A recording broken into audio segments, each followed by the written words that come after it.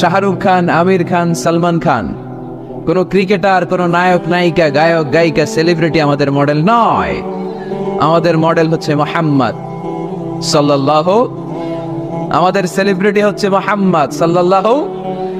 We are the follower of Muhammad, we are the fan club of Muhammad. আমরা সবাই আল্লাহর হাবিব মুহাম্মদ সাল্লাল্লাহু আলাইহি ওয়াসাল্লামের ফ্যান, আমরা সবাই আল্লাহর হাবিব মুহাম্মদ সাল্লাল্লাহু আলাইহি ওয়াসাল্লামের ফলোয়ার, ঠিক কি না? ওনার ফলোয়ার হয়েই আমরা শেষ নিঃশ্বাস ত্যাগ করতে চাই। পৃথিবীর কোন শক্তি ওনার প্রতি ভালোবাসা, আস্থা আর বিশ্বাস আমাদের অন্তর থেকে 1 ইঞ্চিও কমাতে পারবে না। উনি জানিয়ে এসেছেন এতে কল্যাণ, এতে বরকত।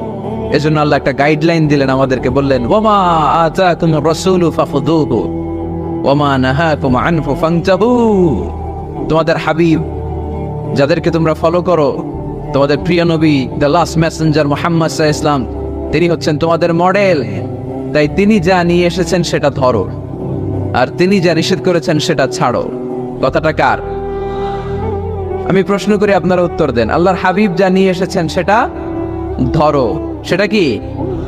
আর তিনি যা নিষেধ করেছেন সেটা ছাড়ো। Whatever he brings with, take it. Whatever he forbids, abstain from it. যা তিনি নিয়ে এসেছেন ধরো, যা তিনি নিষেধ করেছেন ছাড়ো। তিনি আমাদের মডেল।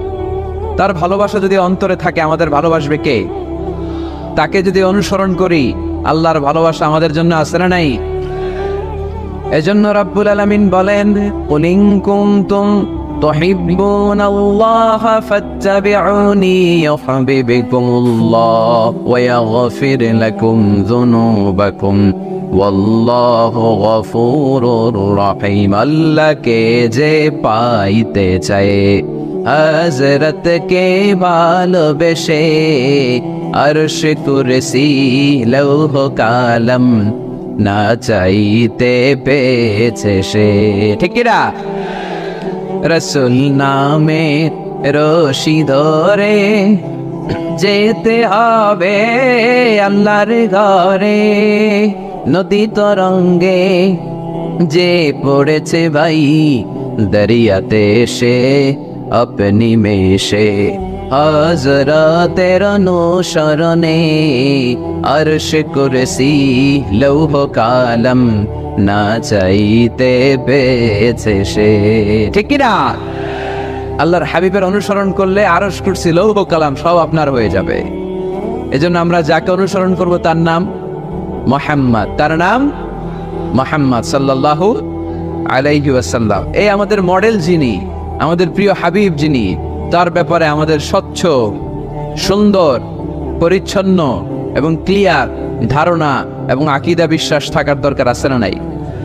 আজকের এই চমৎকার সকালে আমরা আমাদের প্রিয় হাবিব আল্লাহ রাসূল সাল্লাল্লাহু আলাইহি সাল্লামের সম্পর্কে কোরআন কি বলেছে সেটা জানার চেষ্টা করব ইনশাআল্লাহ। বলেন, এবং এই কথাগুলো অন্যদের কাছে পৌঁছে দেওয়ার চেষ্টা করবেন।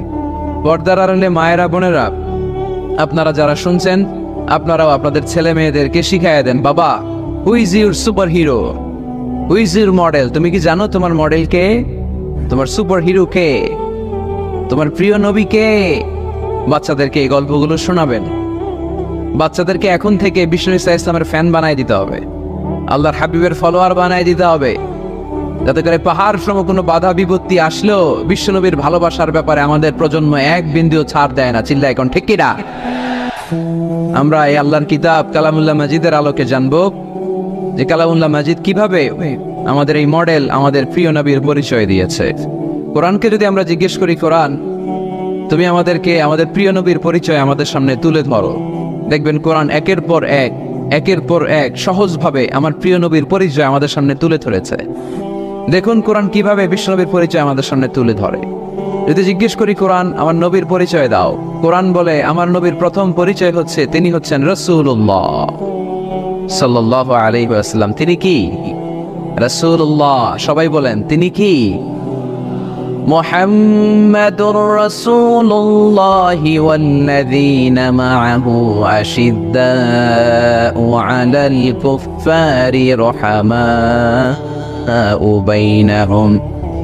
কোরআন প্রথম যে পরিচয়টা আমাদের সামনে তুলে ধরলেন, কোরআন বলল মুহাম্মদ সাল্লাল্লাহু আলাইহি ওয়াসাল্লামের প্রথম গুণ তিনি হলেন রাসূলুল্লাহ।